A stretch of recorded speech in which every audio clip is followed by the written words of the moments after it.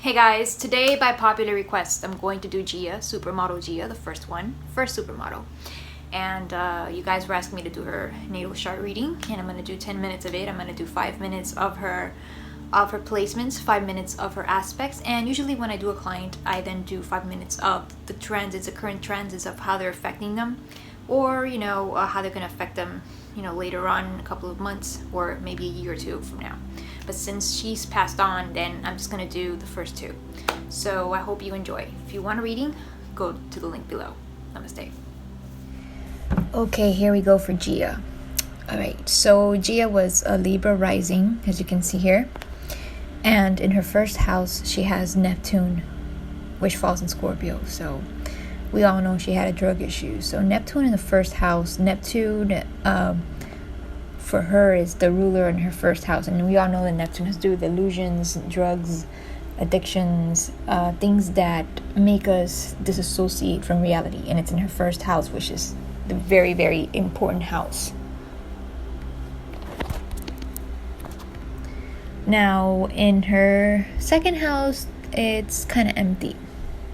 But I would say that Neptune is cusping her first and second house, like in between. So her values have to do with Neptune too. She values that ability to disassociate. She values that ability to let loose, to, be out there, be creative mentally, and create her own reality. Since it's pretty much between the first and second house of value. First house of person and second house of value. Now in the third house, it is packed. Huge stellium. It's full of a lot of activity. And I can tell you that GIA had a very big family. Alright. If she didn't have any brothers or sisters, her friends were like her brothers and sisters. And there were issues. As you can see here, she has Saturn and Mars conjunct, right cusping between the third house and the fourth house in Capricorn. Not just there, but in Capricorn. So it was a very difficult household, very strict, a lot of fights, a lot of tempers, and probably violence. Okay, Saturn and Mars doesn't like to be together. Okay, Saturn is very restrictive and Mars is very liberal, aggressive, and he likes to have his own way. Okay, he likes to be his own master. So maybe the father or the parents tried to play a disciplinary role on her, and she just rebelled. And with Jupiter in the third house, it means that there was a lot going on, a lot going on in her surroundings. Okay, a lot of thinking also. Now in her fourth house, which of course Mars and Saturn is cusping there in between, we also have the Sun, the father, the authority, but it's very close to Mercury, which is 11 degrees Aquarius. So this lady, she was an overthinker. Whenever you have the Sun and Mercury, very in close proximity, the closer they are, the more of a heavy, burnt out person you could be, like overthinking. Remember, whenever you have Mercury and a Sun conjunction next time in transit mode, really absorb that day and see how you're feeling and what are your thoughts, because usually, most likely, you're overdoing, you're overthinking. All right, because the Sun actually burns out Mercury.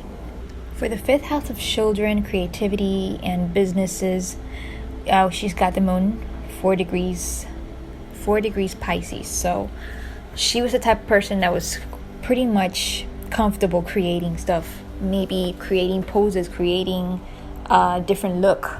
Okay, wherever the Moon is in your chart, you're very much comfortable with that area of your life. Okay, but it also symbolizes, a shadow side of you. Now in Pisces, it means that she was very much a lovable person. When she interacted with people, people saw her, but they also saw in her eyes, some depth, some sadness. As you know, Pisces rules the eyes. So when you have the Moon there, you kind of reflect that. In her 11th house, she has Uranus, 19 degrees Leo. It's retrograde too, so it's not as strong as it would be if it was direct. But the 11th house of society, friends, and stuff like that, what she had is a come and go and unexpected challenges that she had to meet through there. Friends would come and go in her life. Her social life would have its ups and downs and surprises. Okay, and we could see it with her modeling career. I mean, when you're a model, you have your ups and downs. She also had Pluto cusping between 11th and 10th house in Virgo, 5 degrees. And it was very intense behind closed doors. A lot of secrets, very intense. And she also had the North Node, 25 degrees Virgo in the 12th house. So she was heading in the darkness because 12th house rules Pisces. And Pisces has to do with dreams, with psychic abilities, with the hidden in illnesses, hospitals, and stuff like that. So the direction that she was heading in life was heading to that direction of Pisces, darkness, illnesses, hospitals, and the other placements didn't help as well. So it really wasn't that positive. Now, speaking of aspects, we got Neptune semi-squaring the moon. Neptune is very deep in Scorpio, and the moon is very shallow in Pisces, and they both go hand in hand. She was very good at hiding what was going on with her. Very good with that Scorpio, Neptune, and that moon in Pisces. Very timid person. She's got Uranus squaring, or semi-squaring, I should say, Neptune, which it isn't all that good. You could get drug overdose like that really easily, or you can die suddenly, unexpectedly, like she did in the movie. Okay, with that Uranus and squaring Neptune. Very, very erratic energy. She also had Pluto in opposition to the moon, although Pluto is retrograde, but still, okay, that's a very strong aspect right there. Her reactions were quite intense, but at the same time, she held it in, okay? She held it in with that moon. So she had a lot of issues in the house. She had a lot of issues in the background, okay, hidden.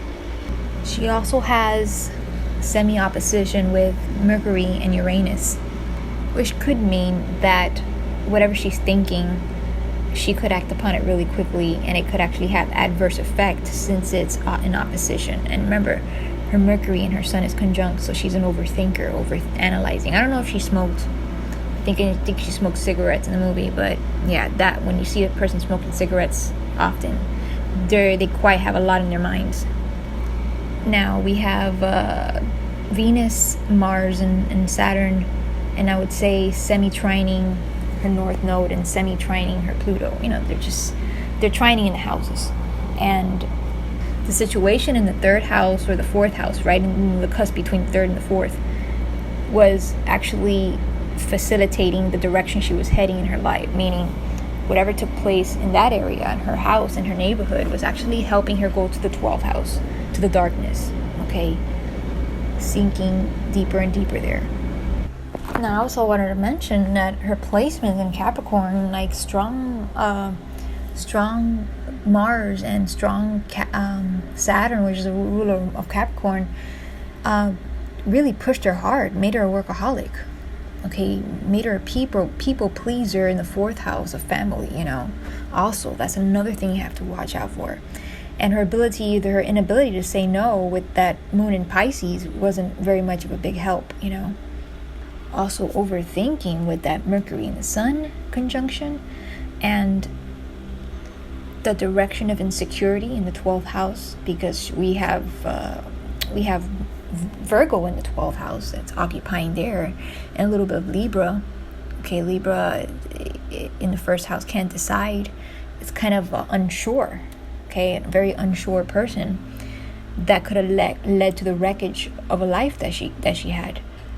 With Pluto intense Pluto in Virgo, whatever that was really bothering her, that was really tiny, would affect her throughout her whole day, because Virgo is very picky, very critical, very self-critical. So with Pluto there, she held that insecurity hidden in the 12th house. So she might have been first supermodel, but she was insecure. And and a lot of models are like this. A lot of models are very insecure.